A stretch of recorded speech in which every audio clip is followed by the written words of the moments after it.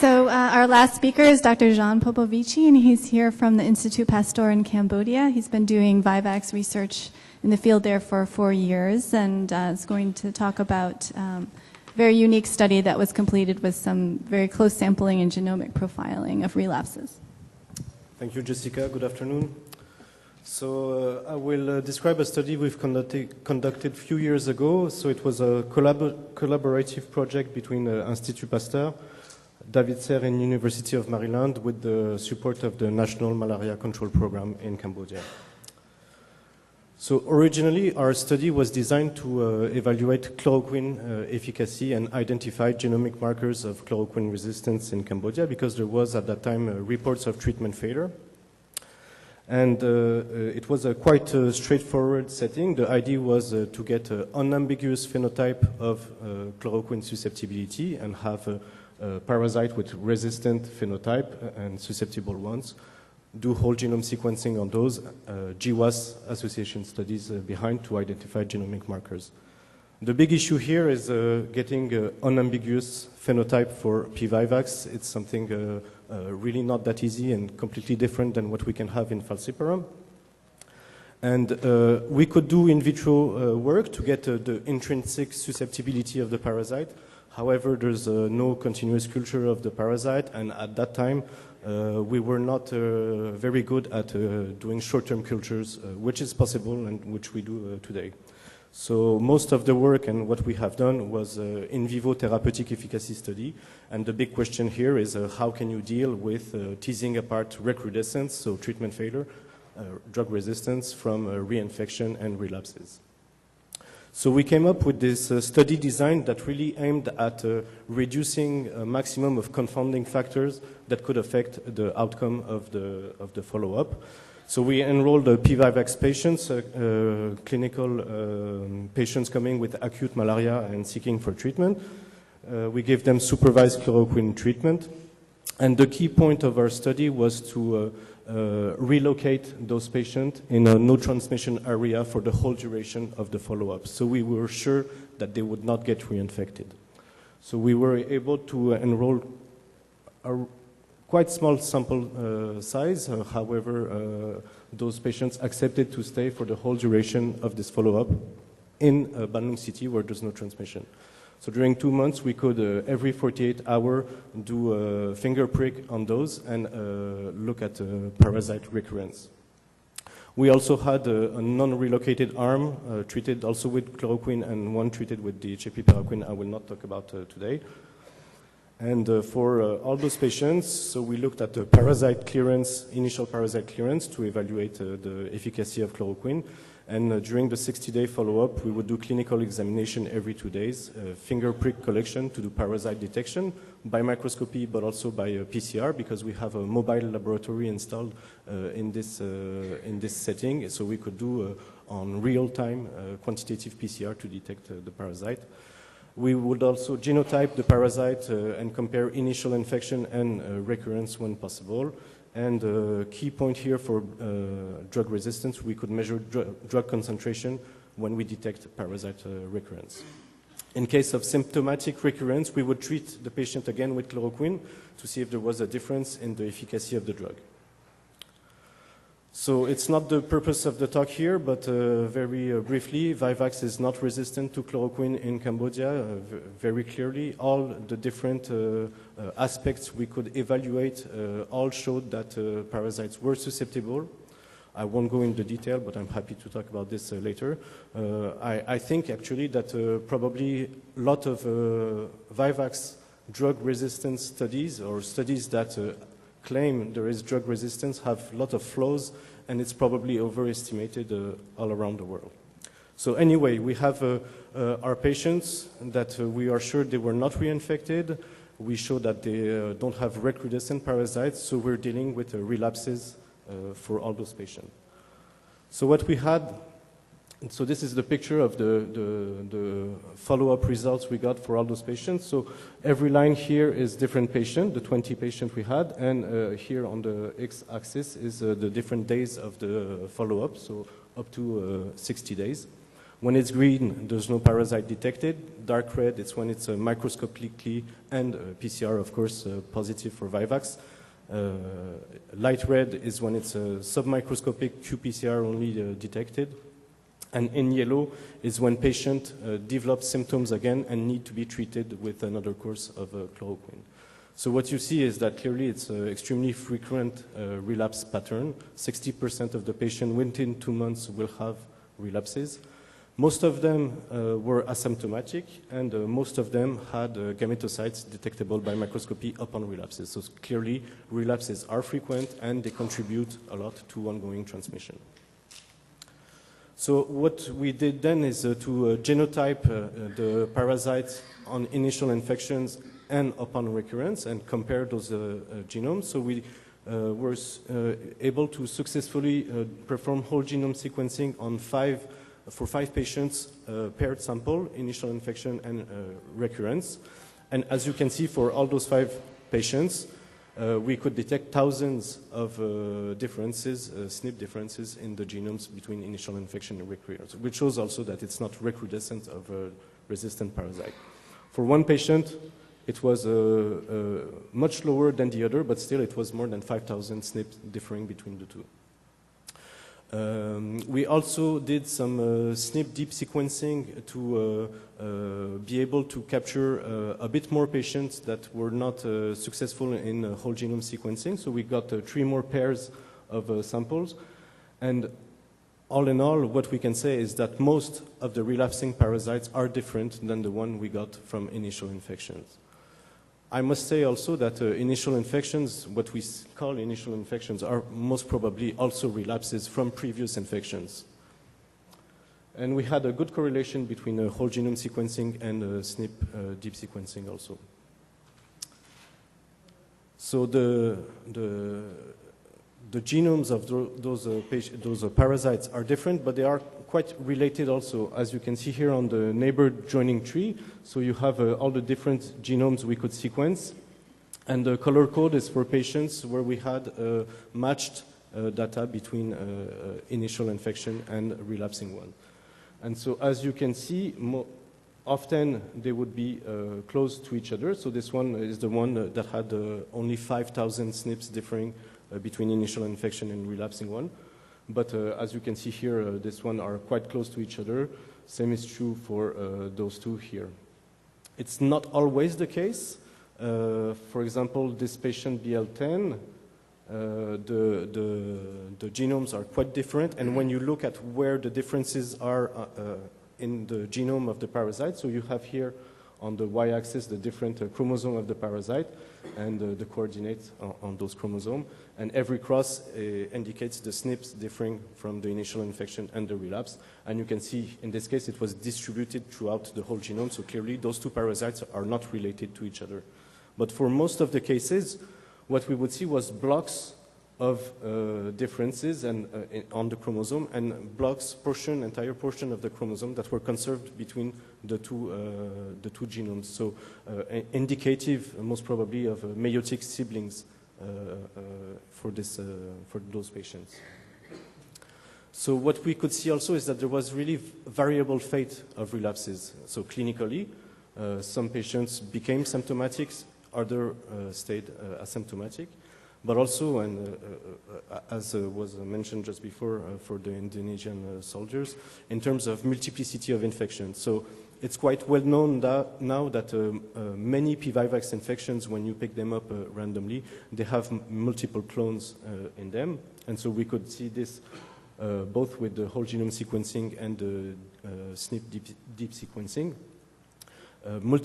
Often polyclonal on infection when you enroll the patient. And what we could see is that they were also often polyclonal upon relapses with multiple clones detected, again, both by whole genome sequencing and deep sequencing. And what we observed, but we did not reach significance in our analysis, was that when you have polyclonal infection initially, you tend to also have a polyclonal infection upon relapse. But we had a small sample size, so this did not reach significance. The fate of those polyclonal infection upon relapses relapsing infection is quite complex. So here you have the example for a given patient who had a symptomatic relapse. You have the top panel is the multiplicity of infection that we could see in this patient. Over the few days, we could pick up good genotyping information before the patient became symptomatic and needed treatment again. We could see that for this patient, we had the constant number of clones detectable, so in this case was 2 clones. And you have the peak in parasitemia associated during the same time for the same patient. But for some patients, we would see that there is sometimes increasing number of clones in the course of the relapsing infection. In this case, was going from 2 clones initially up to 3 clones and need treatment again, so with the associated peak in parasitemia. Other patients would have a decreasing number of clones, in this case from 2 clones to 1 clone, and again with requiring treatment. And then for asymptomatic infection, what we could observe was something that is quite well described in the early work about Vivax, is this self-limiting disease, where you would have the initial peak in parasitemia followed by a decline spontaneously until sometimes getting submicroscopic. But for some patients, and especially this one, so this patient had a asymptomatic relapse quite early during the follow-up and remained asymptomatic for the whole duration of the study. So I must say that we treated them at the end with DHA piperaquine. And this patient so had a long relapse that reached a quite high parasitemia and still was asymptomatic. So he lived in the house with us. We're sure he was asymptomatic, no fever, no clinical sign, was playing football with us. And you can see it has very complex pattern of relapse where you have a peak, initial peak in parasitemia that would spontaneously decrease, followed later on by a second peak with, again, another decline in the parasitemia. And the clones that mirrors this parasitemia also fluctuate over time from 3 to 2 clones, and we could whole genome sequence at different time points those parasites, and they would be different clones than the previous one. It was new clones reappearing over time. So very complex pattern. And I come back to the slide I showed you before. There is those detection of parasite that we could see for patients that were doing relapse later on. So it was transient detection of parasite that I believe actually was a first relapse at a moment where in the blood of the patient there was still chloroquine that was killing the parasites. So we would pick up DNA there, and then we would not until another relapse occurred, and then no more drug in the patient blood, and the relapse would be continuing and stayed. So very, very dynamic infection. So the question is it triggered or is it continuous leakage from the liver? What we can say from our work clearly is that mosquito inject multiple clones, so this is not only our work, but it was done.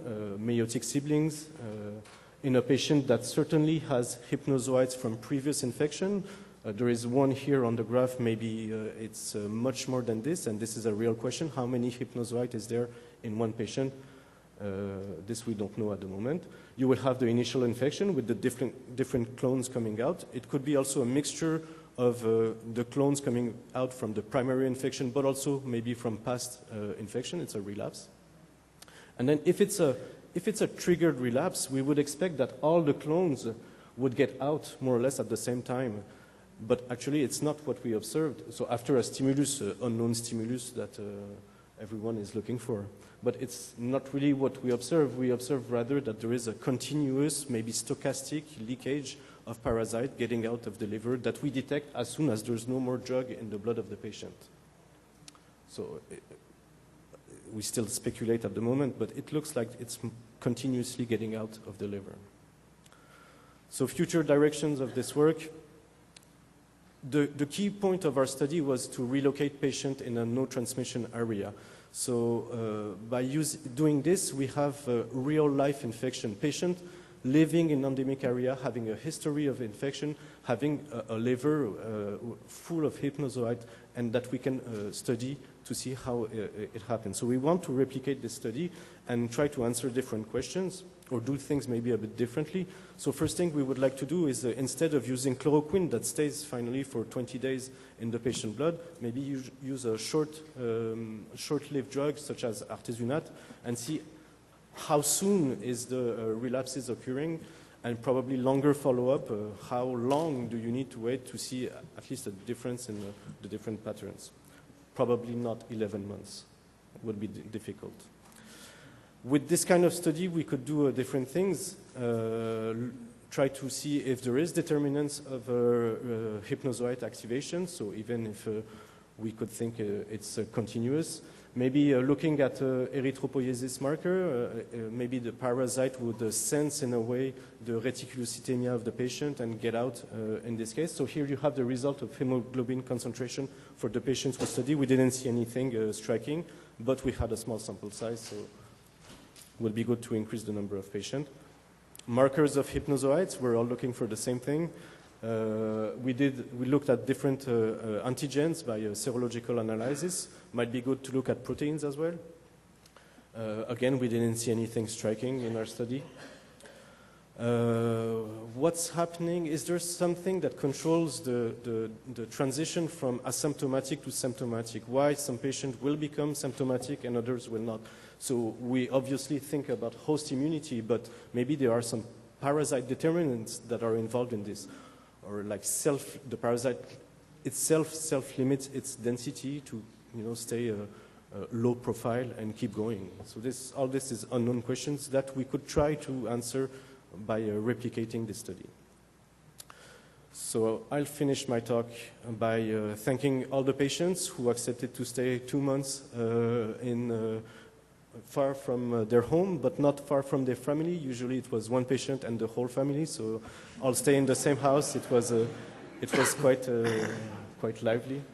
So people in IPC, of course, the team, David in University of Maryland, David Serre, who did all the genomic analysis, the CNM for support, drug concentration measure was done in Singapore, and the founder for the study. Thank you.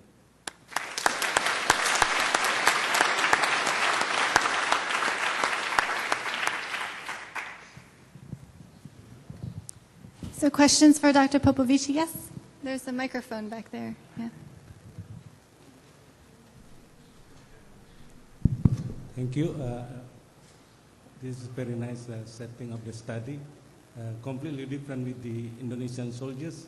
So moving people from the endemic area while military deployed to the endemic area. So I'm not entirely clear about whether you use chloroquine in combination with primaquine in your study.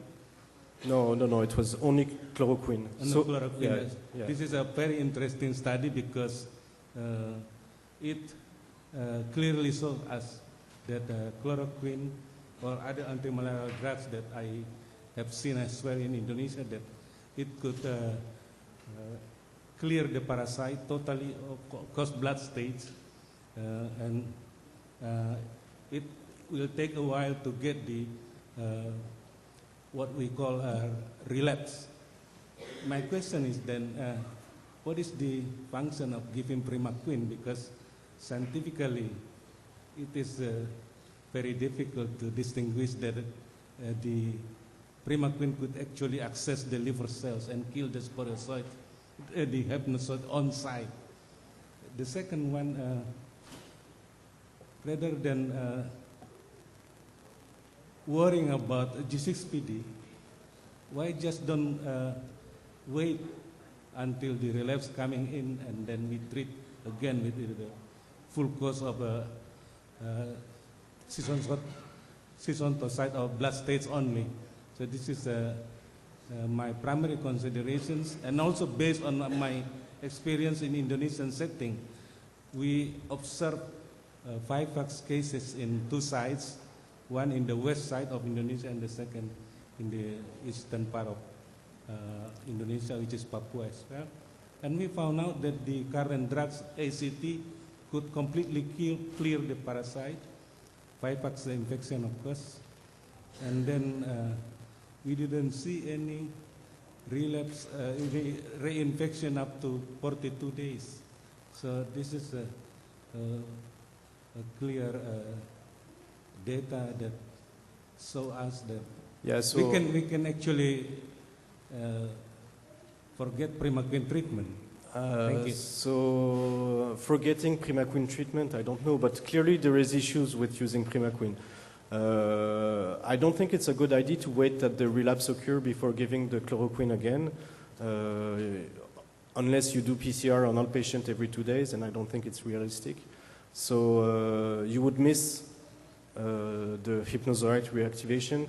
Gametocytes are produced as soon as they get out of the liver, and they would transmit again. So you would not block transmission. You could imagine intermittent preventive treatment like IPT using blood stage drug to just keep drug levels high 6 months, 9 months, or whatever. I don't know. This is something that could be an alternative, yeah. But if you don't give primaquine, or if you don't do anything, if you just give a blood stage drug, I think all the blood stage drug works well in most endemic settings for Vivax. But if you just give it once, you will have not much impact on transmission. This is what happened currently. Yeah, this is supposed to be a discussion, right? We have a discussion session. So I would welcome questions from any of the speakers that you've heard. And just to start a discussion, I would agree with what Jean just said. I think patients need primaquine treatment if they can receive it safely. There are patients that can not get treatment with primaquine or tafenoquine because they're pregnant, they're infants, or they're G6PD deficient. And in those patients, we do have to think exactly about what you're thinking about, Den, and that is how to manage the risk of relapse in patients who cannot get that drug. And Jean mentioned one of my favorite solutions is simply give them monthly presumptive treatment with DHA piperaquine and problem solved. But that needs to be validated, and that's not easy. So please, I invite anyone from the audience, if you have a question or a comment on any of the very nice presentations you've heard today, please feel free to step right up.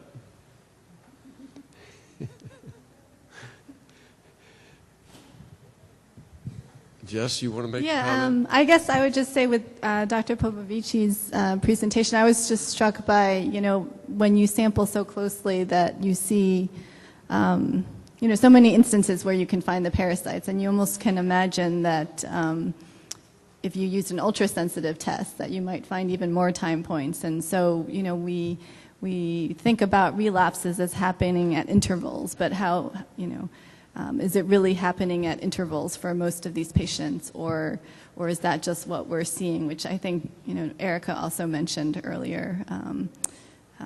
So anyway, that's more of a comment. So, there's... So I just had a question. A lot of the Vivax we've been talking about is coming from Southeast Asia. I work in Latin America, so I'd be curious about Vivax in Latin America. And I know that the recommended primaquine dosing is different. It's a higher dosing in Southeast Asia. But I'd be curious to know if there's some research about DOT or treatment adherence for the recommended dosing in Latin America. And what are the rates then of relapse? Because I know you mentioned that also given under DOT, we still see it like 14%, I think you said, of the patients that are relapsing. So if we have some data from Latin America. I saw a lovely presentation this morning from Institute, what was it, Fiocruz? Is that speaker here today? He presented basically a retrospective study on data from 200,000 P-Vivax patients that he was able to analyze. And I can't remember his numbers exactly, but what he suggested from his data was that the relapsing in Brazil was after a relatively prolonged pre-relapse period of at least several months. And then once a patient started relapsing, they came quickly. So the Brazil P-Vivax sounds a bit like Madagascar strain or some North American strains. But other than that, I agree with you. We don't know much about it, South American P. vivax. Presumably it came from the Old World, not so many hundred years ago. But then if we look in Africa, where now we know there's a fair amount of vivax there as well, we don't understand their relapse patterns very well either. Most of our understanding of relapse comes from Korea and Southeast Asia with Cheson type vivax and North Korean type vivax. There's a lot more that we need to understand about vivax in Latin America, because I know it's a very important infection there, and we don't understand the relapse. In terms of treatment, we talk about total dose, and in Brazil, even though they have a 7-day treatment regimen, it's 210 milligrams. Rick Price has done some meta-analyses on this, and it looks like, based on fairly crude and somewhat confounded data, but consistently shows that 210 milligram total dose is probably not enough globally. And of course, the problem is that if you go with the 420, which looks pretty good, 420 milligram total dose, you're inviting some significantly greater risk of hemolytic issues. So it's a tough question. So are any of you that are working on the liver stage models thinking of incorporating strains from outside Southeast Asia, or is that something that's...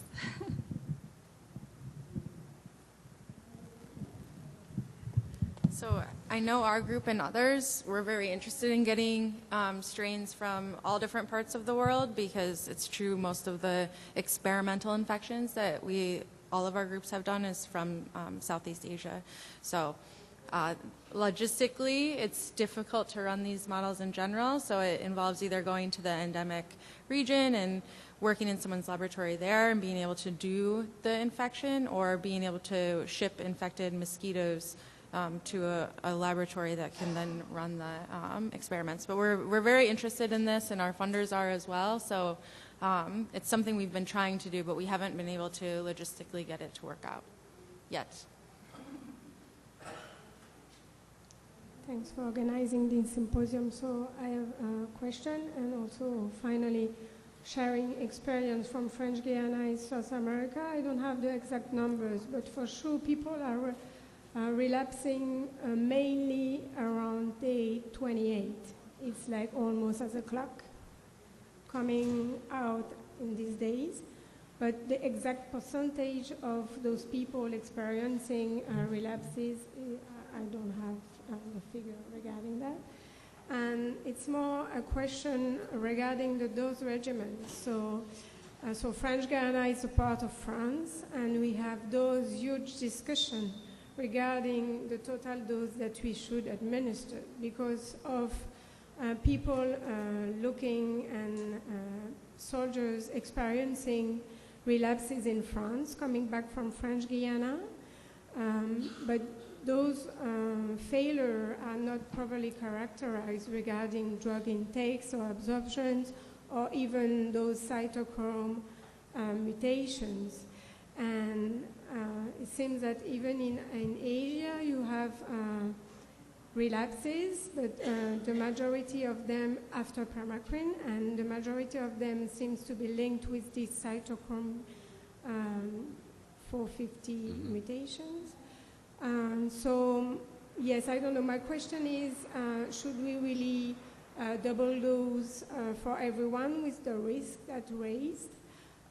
Even in region when we don't really know what's going on with this metabolism? Because right now we're facing in French Guiana a double dose for everybody. So yes, what's your feeling or expertise on that, or your, yes? Good questions. I think in terms of the CYP2D6 issue, we shouldn't get too discouraged or upset because actually most of those impaired genotypes that we saw in phenotypes were not null variants. In other words, they had activity. It was just not quite enough in their case. So I think rather than having to go out and genotype everybody, I think it's probably good advice if a patient fails Primaquine treatment and you're confident they actually took it, the next step is probably to increase the dose. And if you know a patient is G6PD normal, you can give incredibly high doses of Primaquine perfectly safely. Years ago, and some people still use it, we used Primaquine for prophylaxis, and we gave it in one study to a cohort of residents in Papua for a year, 30 milligrams daily for 1 year. And it was perfectly safe and well tolerated. There was no toxicity signals from those people. So I think that we can get more aggressive with Primaquine and tafenoquine if we have better G6PD screening. But if we don't have that, I don't think a patient of unknown G6PD status and who cannot be clinically supervised shouldn't get any Primaquine at any dose. Okay, and what do you think about, so in people that have that many Vivax cases, that as it is the case in French Guiana, where we do not give Primaquine because those G6PD testing are not very easy in the field. So most of them have anemia. So my concern was of treating them by double dosing them.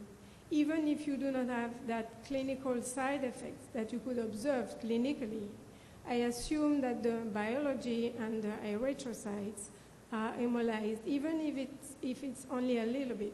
On this anemia background, what do you think about that? Well, first of all, I'm not a clinician, but based on what I understand from the literature is that giving Primaquine to a patient who's deeply anemic is a bad idea. They ought to be allowed to recover before you give them the anti-relapse treatment. And in most cases, you do have a month or so to allow them to recover before you can administer Primaquine more safely.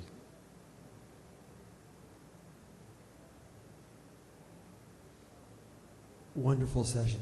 I wanted to add just a thought with regard to what might trigger relapses. We talked about biological clocks. We talked about environmental cues, like maybe body temperature. We talked about maybe just sort of passive leakage. So this would be a biological cue coming from the parasites that are already in the blood, some sort of a sensing mechanism. I don't know what that would be, but this is typical biology if this could happen. Jean talked about sensing the complexity of the interactions that were taking place with clones going from 2 to 3, etc. And Rintis talked about how minority genotypes become majority later on. And I think one way to possibly get at this would be to use the most sensitive assays we have for parasitemia, such as ultrasensitive PCR, and I bet there's a very complicated dynamic going on at lower densities that we may not be seeing here that might involve, for example, one clone laying low until another one cycles through and is responded to immunologically and knocked down, in addition to biological clocks and other mechanisms. I bet there's a biological factor working there as well. Just a thought for you guys to think about. Jess, you want to comment on that?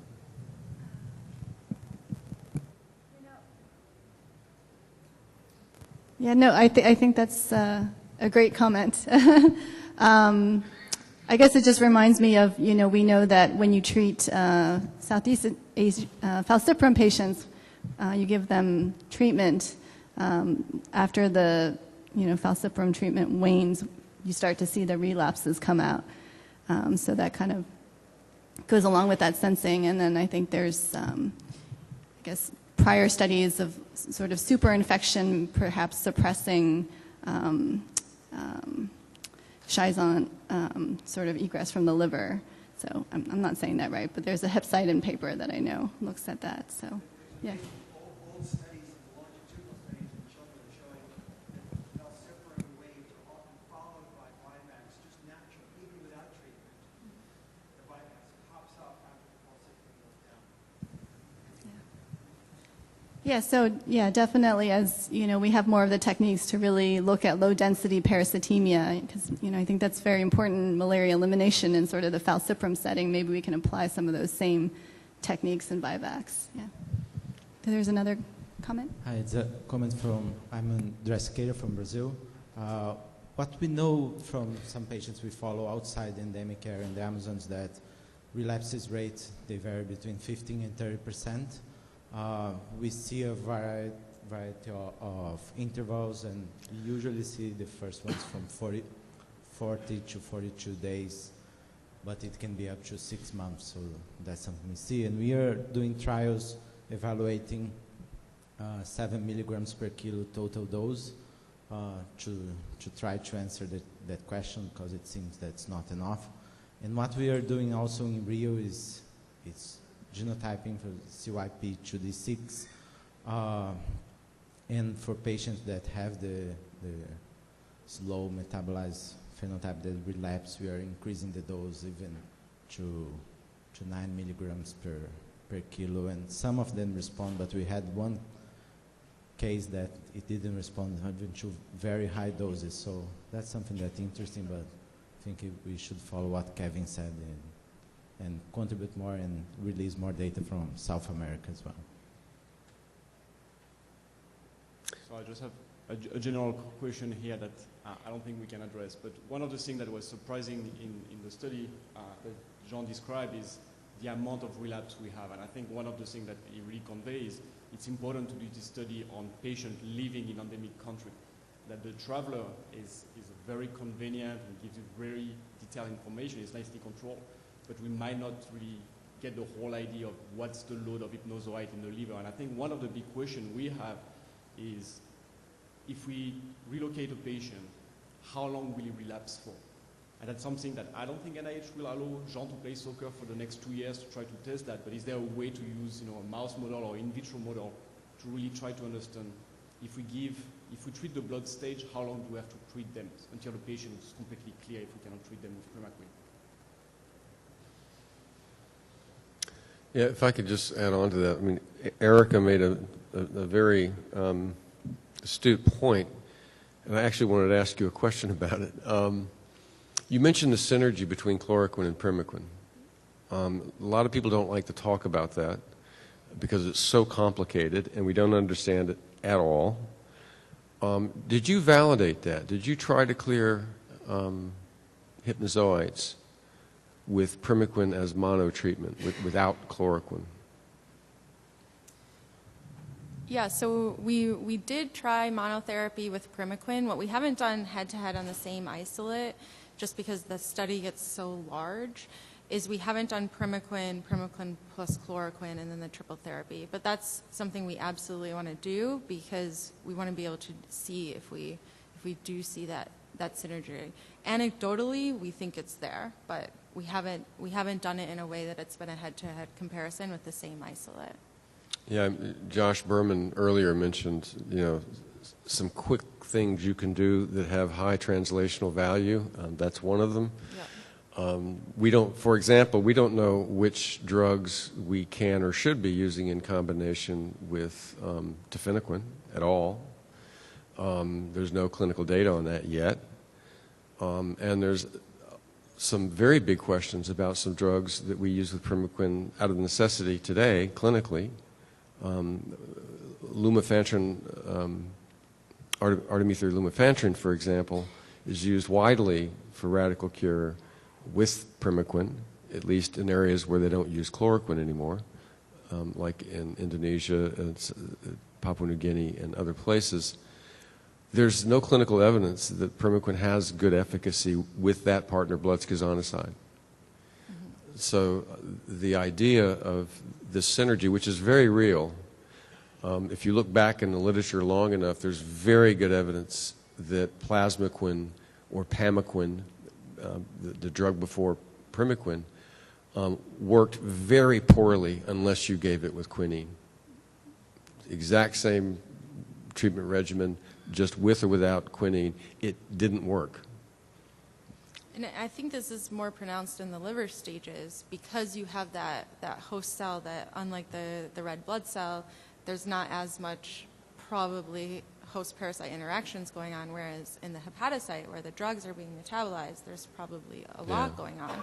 You know, and we use chloroquine as a control in autophagy experiments and, you know, unrelated laboratory experiments, so I'm sure there's something going on. And it's in the triple therapy we see even with the PI4K inhibitor is very interesting because it's not what you expect or what you see when you do this alone in the monkey model, but it absolutely reduces the number of hypnozoites, and it could be a numbers game, but I think you're right, we should investigate all these different combinations to see what's actually going on.